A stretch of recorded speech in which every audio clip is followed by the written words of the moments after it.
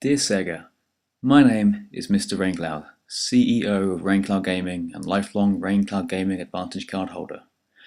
I got some matter of importance I'd like to discuss with you, but it's going to take a little bit of backstory, so I'd appreciate your company for the next 2 or 3 minutes while I go through that, perhaps a few minutes longer. Now, as a gamer, my first console, of course, had a great effect on me, and the first console I was exposed to was the Sega Master System when I was about 7 or 8 years old. And the first console that I had a sort of personal ownership over, let's say, was the Sega Mega Drive. Now, the games of this era, 8, 16-bit, Sonic, Mickey Mouse, and then the SNES that I was also lucky enough to acquire, Street Fighter 2, Mario Kart, had a very profound effect on me and were no doubt responsible for the great affection I have for video games to this day. But really it was Sega and it was Sonic that truly opened up, this world of video gaming that so many of us have come to hold in such affection. When I was at junior school, which is the school you're at between the ages of 7 and 11 in England, I used to just draw Sonic obsessively. Not any original drawings, just copying standard promotional, images again and again and again. Sonic 1, 2, 3, Sonic and Knuckles. These were truly the games that, like I say, opened up the incredible possibilities of video gaming and were a big part of my life growing up.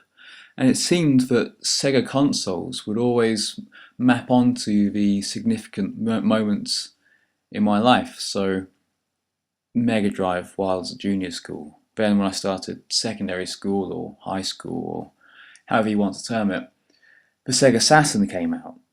Now, and then when I finished high school, went on to college, which is between school and university, the Dreamcast came out. So it seemed that every stage of my life there'd be a new Sega console. And the Saturn, well, that remains my all-time favourite console. Not just because of the games, but also because that was the time when I truly became a Sega fanboy. Because of course, who owned a Saturn? Nobody. And when you're at that age, the activity of your friends and your standing among them has particular, significance. So Sega became to me what football teams normally are to a person of that age or whatever. It went beyond owning a console and it became an emotional attachment that, for better or worse, and I'm quite sure worse, has remained to this day. And inversely, I developed a hatred of Sony and PlayStation products just because of that rivalry. But somehow has persisted well into my 20s and will no doubt continue long after the reasons for it have ceased to make any sense at all. And then the Dreamcast came out, and that was also a wonderful console. And that really brings us to the point of this video, which is Shenmue. And now, I know this is a sensitive subject for you, Sega, Shenmue. And I know you spent a lot of money on it, and it didn't do well. But see, the thing that I love about Sega, and I know this is hopelessly naive, is that they seem to hold, let's call it artistic integrity, ahead of finance, which, let's be honest, was never a sustainable practice for a video game company. But, the games of the Sega Saturn were seemed to be in inverse proportion. The quality of the game seems to be in inverse proportion to the financial success of those games. It's like the worse Sega were doing, the better the games they made became. And Shenmue really is the height of that. It costs a lot of money. And it's my favourite game of all time, of course, and life-changing in the way that only genuine works of art can really be. But it also kind of killed Sega, I guess. Well, did it? I don't know. I don't understand the ins and outs. I just know that it was a remarkable game, and a privilege to have played. And of course, when Sega stopped making consoles, when that happened, I fell into a video gaming coma, as it were. I didn't touch my Dreamcast. I didn't even buy Shenmue 2 for a while, for a long while. I stopped playing video games for years. And then when I slowly came back round to the idea of playing them, it was the Saturn that pulled me back in.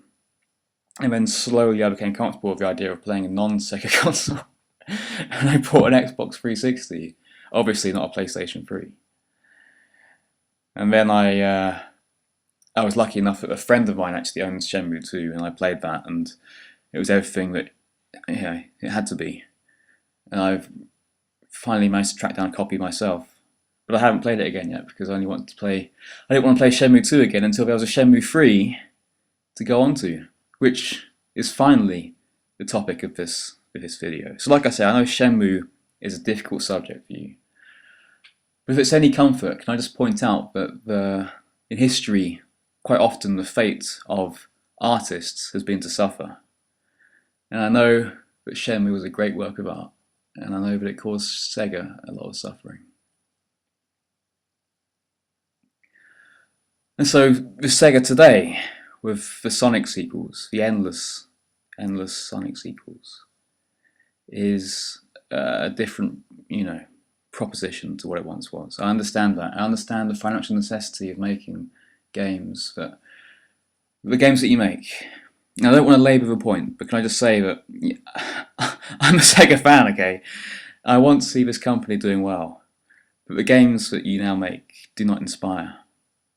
We haven't done for a long time.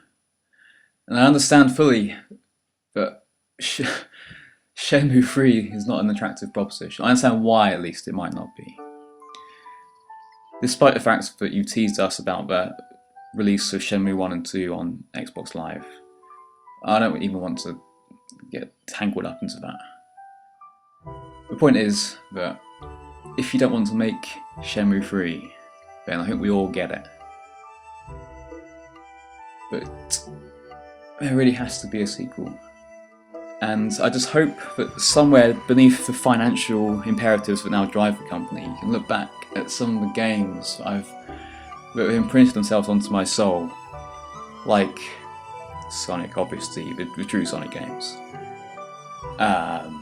Virtua Fighter, Sega Rally, Daytona USA, Panzer Dragoon 1, Zwei, Saga, Guardian Heroes, dare I say it, Nights into Dreams, the first one, the Saturn one.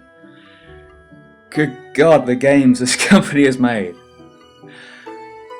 So if you're not going to make Shenmue 3, then please give Yu Suzuki the Shenmue license so he can go about funding it however he's planning to, and we can all get on with our lives. And so if anybody is stuck around this long who's not heard of Shenmue, then I'd obviously recommend that you find out about it. I'll put some links below. And to all the other Shenmue tweetathoners on the 3rd of every month, let's give it our all. Ganbatte ne. And Sega, please stop banning people who take part in this tweetathon, blocking them. It might be annoying, but everyone who's doing it is ultimately a Sega fan, and I'm sure we all want what's best for the company. And I think there's no downside if you're not going to make the game to giving the Shenmue license to Yu Suzuki so he can carry on his artistic vision, if that's a side of video gaming that you really decided you want to abandon. So I've taken up enough of your time now, and I'm sorry for taking too long, but thanks for listening, and I'll leave you in good faith.